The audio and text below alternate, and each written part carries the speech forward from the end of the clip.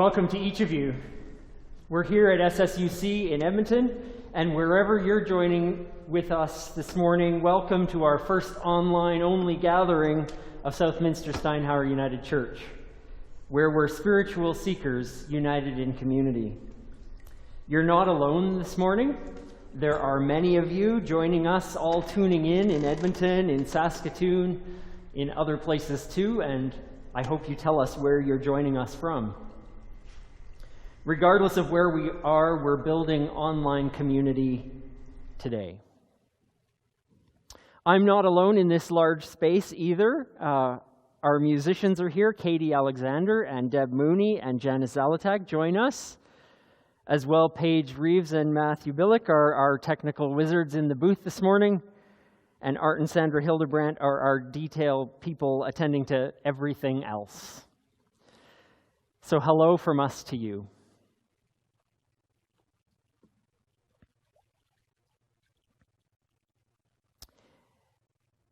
This morning, we'll just reiterate the fact that we are joining online because of the cancellations that we are putting in place in response to the coronavirus.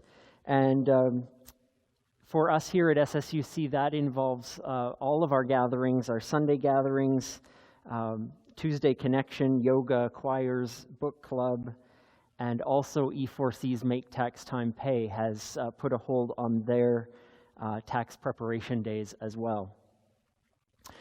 Continuing as scheduled will be our food bank depot. Our hunger never goes away, it seems, and neither does our need to host AA groups that meet here in our building. So those things will continue as usual. I know that we're looking for things to look forward to because we've had a lot of things that we were looking forward to canceled. And I don't know if it's too premature to say that an October event is going to be for sure and going on, but it sure would be nice to think so. So I want to turn everyone's attention to the Expressing Wonder event that will happen at SSUC Saskatoon in October. Please visit our website. Well, you might already be on it. Please visit our website to find details, and you can now register for Expressing Wonder, which will be a wonderful event to gather with folks from Saskatoon. A number of us from Edmonton will be making the trip, and just some really wonderful programming that they've put on for us in the fall. I want to take the time this morning also, before we really get going, to say that despite not gathering in person, our expenses and our bills as a community don't stop, and neither do the commitments we have to other agencies and to the partners that we have in the city and around the world. So we're grateful for all the ways that you can contribute. And just a little note about how you can contribute. If you're automatically giving to us through PAR, that's wonderful, and that can continue. Thank you very much. If you would like to be able to continue donating to SSUC, the easiest way to do that is online on our website. If that's not something you're comfortable with, then we would be glad to receive whatever you have to give in the office through the week, or through the mail. The mailing address is there on the screen, so please feel free to make use of that as well.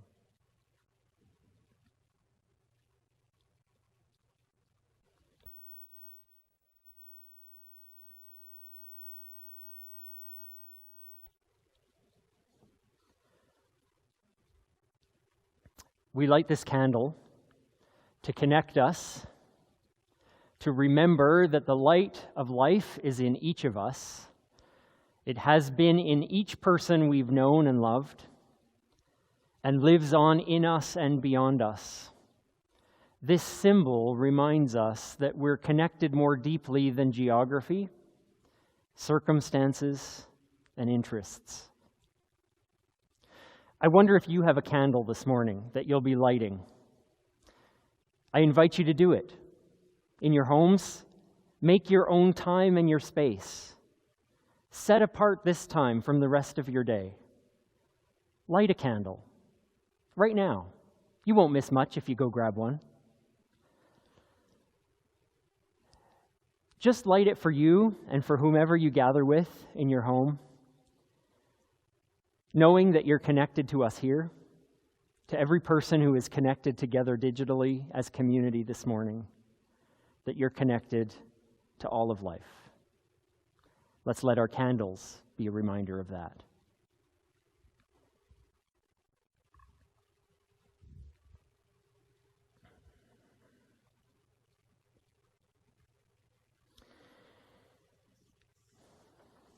Instead of our usual acknowledgement of the land this morning, we've lit our candles, and I'm going to invite us into a small guided meditation on the land this morning. So I invite you to be present in your own space. We don't need to be in this building on Sunday morning to honor our land and our space. We make special, we make sacred that which we honor. So let's honor the place wherever we are. If you'd like to close your eyes, be welcome to. If not, use your vision and your mind's eye.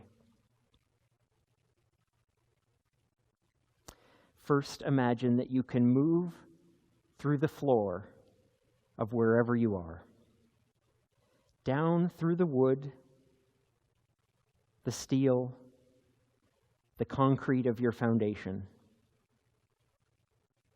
Imagine that you can get down to the soil, the sand, the clay, the rock that lies beneath you. This is our earth. This is our planet. Imagine for a moment all that it has seen.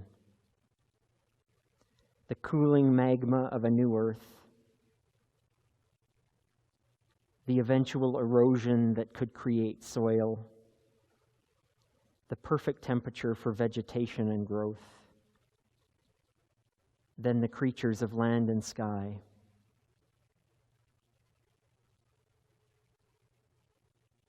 Before there was any human, there was this planet. Allow yourself to feel the qualities of earth that you most need to draw upon right now.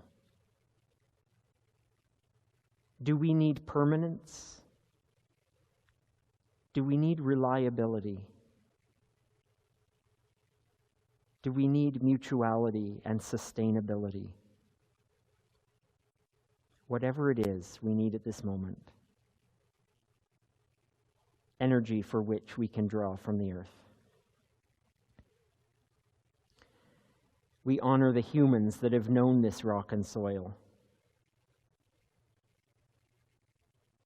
We honor our Treaty 6 friends of many First Nations who have called this land home. We honor all that this earth has seen in humanity, those that have come and gone, both challenges and successes of humanity. And we remember that the earth is our friend. We will honor her as our oldest relative. And in so doing, remember all that's come before and after.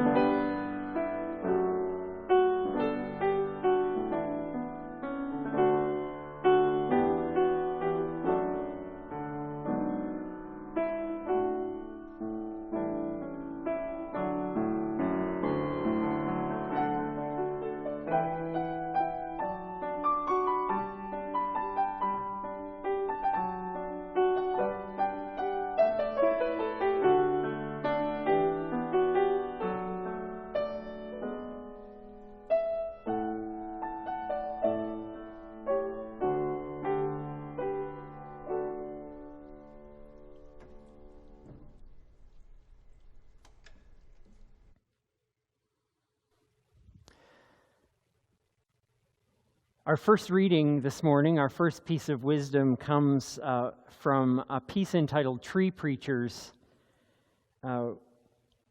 which is from Hermann Hesse, a German author and poet, and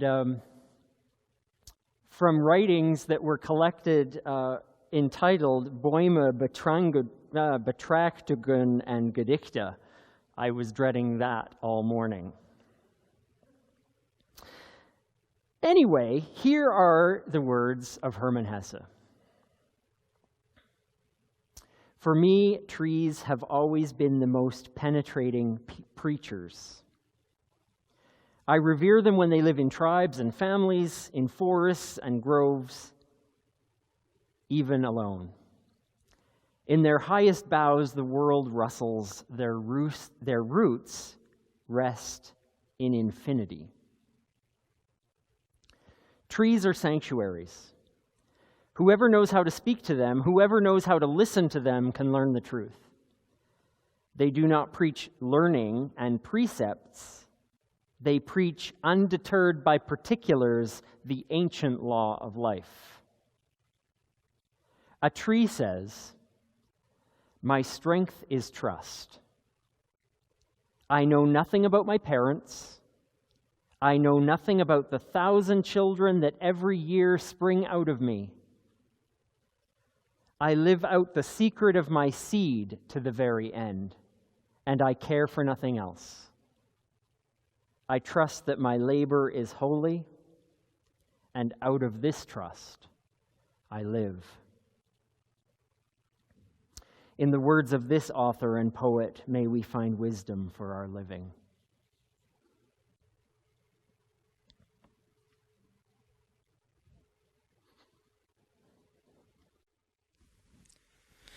Our second reading today is from Matthew 17, verses 14 to 21.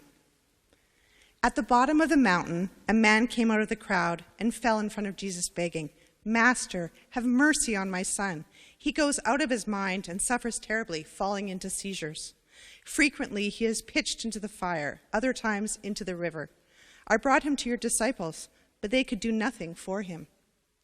Jesus said, "What a generation! No focus to your lives.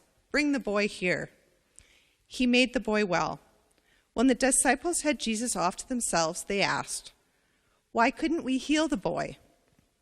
"Because you've got no trust in what matters," said Jesus. "The simple truth is that if you had a mere kernel of faith, a poppy seed, say, you would tell this mountain, 'Move,' and it would move. There is nothing you wouldn't be able to tackle." In this metaphor of perseverance from the Christian tradition, may we find wisdom for our living.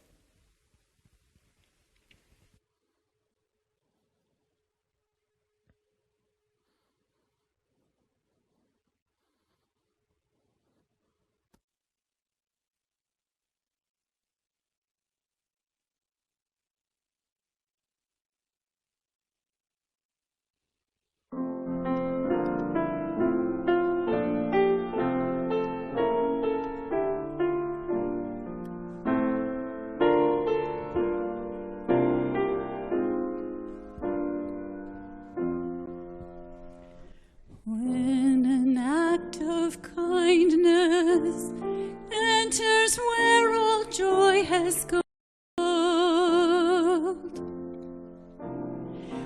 When an act of kindness enters where all hope has gone, in the dark of night, love,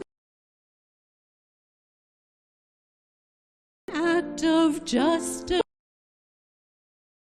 word or deed you bring, love is the light. You are the light in this world. When an act of courage enters where all strength has gone, in the dark of night, love is the light. When that act of courage is the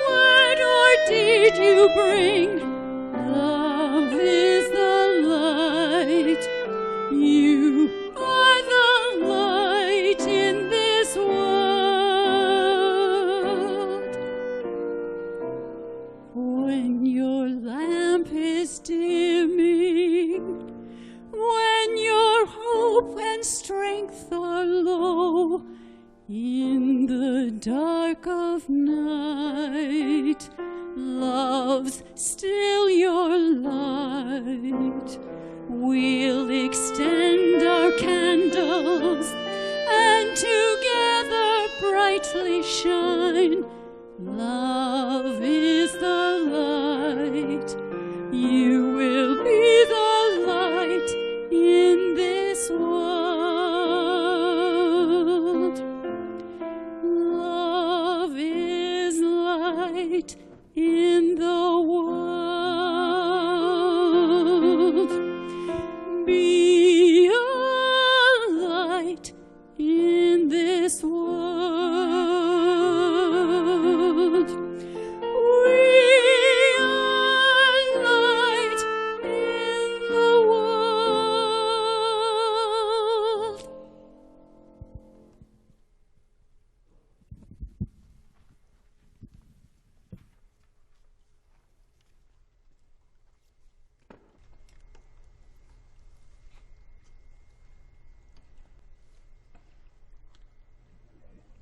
In this, our first online-only gathering ever, we can't avoid the topic of the spread of the coronavirus. It's overwhelming in our news, it's pervasive, it's everywhere. Minimizing the spread, flattening the curve, these are words we've heard this week as our country's primary job at the moment, according to the experts. Almost everything is ground to a halt. Gatherings, events, sports, concerts, and it's why we're here gathering in our homes this morning rather than face-to-face. In this environment, we know that we have to be about minimizing transmission, stopping the spread. It's up to us not only to be responsible for that task, but about another one also. In our responses, in our behavior, in the culture we create around this time of global pandemic, we have to ask ourselves, what transmittable values do we want to spread? In a Toronto Star article on March 13th, Jordan Himmelfarb relates two stories. In the first one, a British Columbia couple bought up all the disinfectant wipes at a Costco and resold them amid coronavirus panic at a big markup. In the second story, a Toronto man puts notes under his neighbors' doors, offering to bring them food and supplies should the virus force them into isolation. The feelings of anxiety being felt around the world are communal. This is a rare, mass shared experience. And we can tap into that connection. The spread of the virus can be curbed by consideration. It's toll by generosity.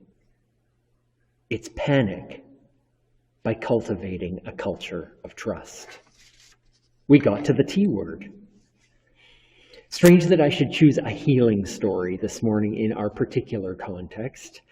Remember that the healing stories in our tradition are not meant to be taken literally as miraculous events, but are always nudging us toward a deeper healing and renewal that we can bring to our living. So the disciples asked Jesus, after this boy has been healed, why couldn't we do what you did? What does he say? Because you've got no trust in what matters. The simple truth is that if you had a mere kernel of faith, a poppy seed, you would tell this mountain, move, and it would move. There is nothing you wouldn't be able to tackle. The emphasis is not on healing in this story. The healing happens really fast. It's on the ability to move the mountain. Now, the mountain is something that is overwhelming, daunting, seemingly immovable, impossible. We all have mountains in our lives. We all have those things that seem like we can't possibly change them. That's this mountain. The tiny kernel, the poppy seed, is real, is tangible. The point of the comparison is that trust must be more than a concept in your mind. Trust must produce results in your life. There's an old example about having faith in a chair. Saying you trust the chair to support you is nothing more than words until you exercise that trust. It's when you actually sit and rest in it that you've actually realized your trust. It's only after experiencing the sitting and the resting that you can know that the chair is trustworthy. So as we go through these difficult days and weeks ahead, we can see trust doing the same things that seeds do. They grow into something much bigger than what they started as. We're not talking about trust in some being, some mysterious and intangible God with a capital G that will intervene to ensure all is well. That is not what we're talking about. We're talking about trust in the very ethics, ideals, and values that we say we hold. Now, if you ever wanted to know Chris's definition of a higher power, this is it. The ethics, the ideals, the values we hold, without which the lives we endeavor to live could not be possible. Saying those things, repeating them, printing those values on a wall will do nothing to realize them. Only entrusting them enough to sit and rest in them, to act with them at the center of our decision-making, only in behaving in ways that cultivate those seeds and grow them will we prove them trustworthy. So it's our job to make those words more than words, values more than values, principles more than principles. So what can this little Jesus story mean to us right now? Trust doesn't mean that the things we're concerned about won't happen. Moving the mountain is about taking away the fearful thoughts so that the circumstances are no longer something to dread.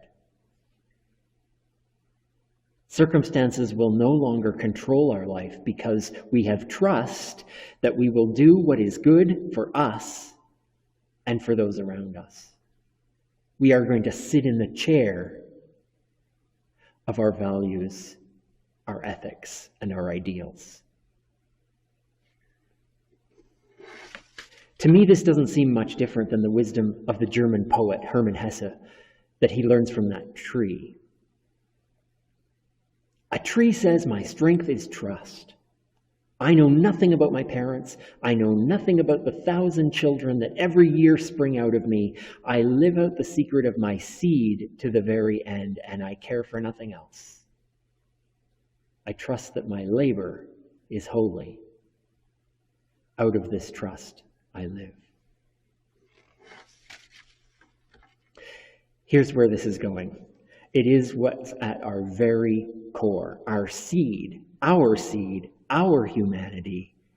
That is what we will cultivate through our behavior. It's from that place we must live. Trust in our mutual care rather than our panic hoarding behavior. Trust in our interdependence with each other rather than capitalizing on how we can individually benefit. Trust in our compassion to be smart and rational while not shaming people for the fears and the worries that they have. Trust in our joy that will shine through our resilience. In living from this core place, we gradually build a reservoir of trust.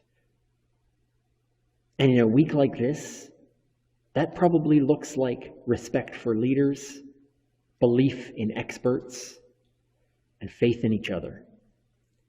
It's in this way that we might live with that joy and that hope, knowing that we can act to meet collective challenges. We're already doing it this morning.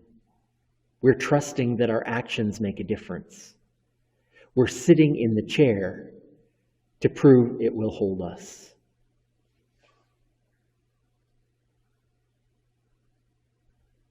We'll be the neighbor that slips notes under doors, won't we? Rather than looking out only for ourselves. We will be the ones who would rather believe that our trust will grow strong enough, that the immovable mountain will be surmountable. We will be the ones who, like the trees, trust that our labor is holy and live in that trust. We will work to make it so, all of us, together, in so many ways.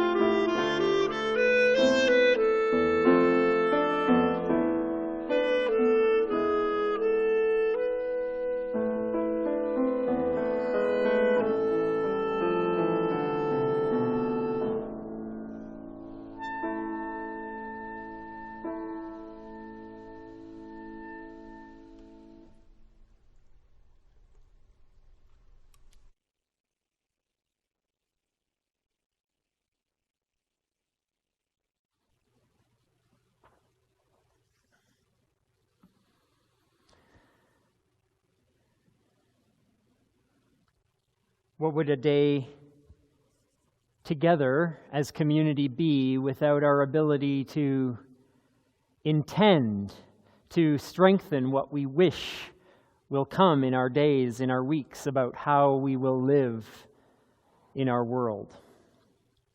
And so I will speak these words of intention And I invite you all to follow, to speak, to think along. In the midst of cancellations of this and that, it's important for us to remember and to ensure we are still living.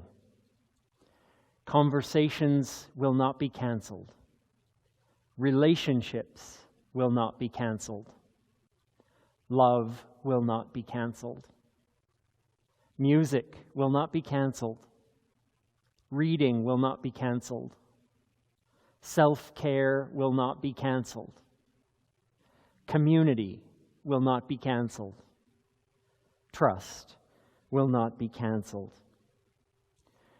May we lean into the good stuff that remains.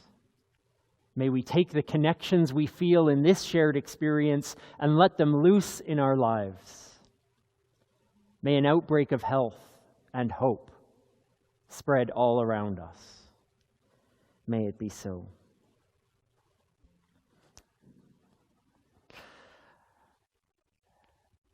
I just want to thank you all for joining us this morning. Thank you to our crew here for making this possible. Thank you for your continued support of SSUC. Stay in touch with us is our invitation. Offer your feedback to us by phone, by email, by our social media sites. Stay connected to us and to each other. And in the meantime, until we see each other again, be well.